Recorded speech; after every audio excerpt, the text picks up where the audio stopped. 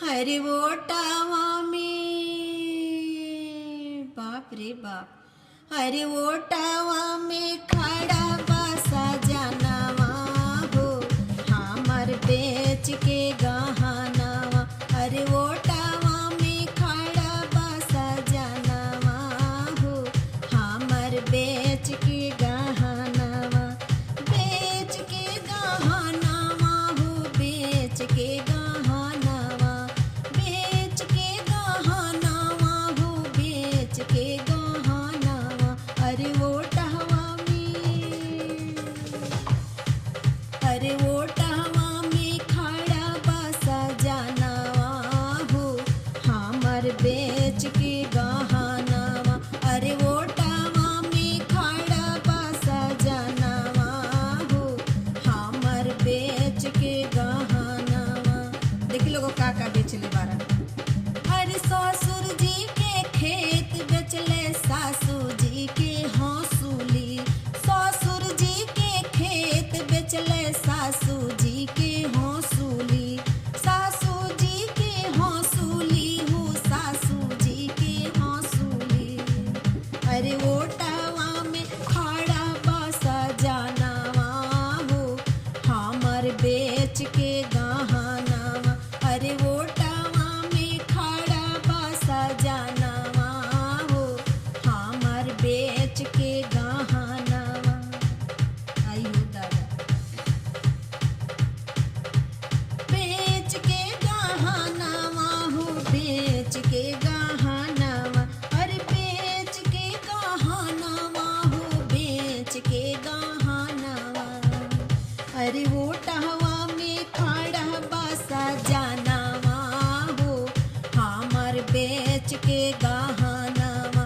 अरे वो टहवा में खड़ा बासा जानवा हो हमर बेच के गहनवा।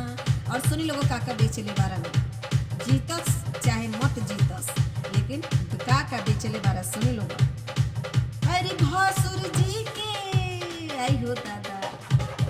अरे भसुर जी के गाड़ी बेचले जेठानी के सिकोरी। जेठानी के सिकोरी हो जेठानी के सिकोरी। अरे जेठानी के सिकोरी हो जेठानी के सिकोरी। अरे वो टहवा में खड़ा बासा जानवा हो हमर बेच के गहनवा। अरे वो टावा में खड़ा बासा जानवा हो हमर बेच के गहनवा। इनकर काका बेचले वाला सुनी लोग। अरे अरे हमरो जे बेच दिहले कमर पर धनिया। कमर पर धनिया हो कमर पर धनिया। अरे वो टहवा में खड़ा बासा जानवा हो हमर बेच के गहनवा। अरे वो टहवा में खड़ा बासा जानवा हो हमर बेच के गहनवा। बेच के गहनवा हो बेच के गहनवा। बेच के गहनवा हो बेच के गहनवा।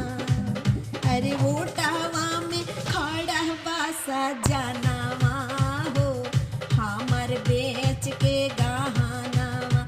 अरे वो टावा में खड़ा बासा जानवा हो हमर बेच के गहनवा।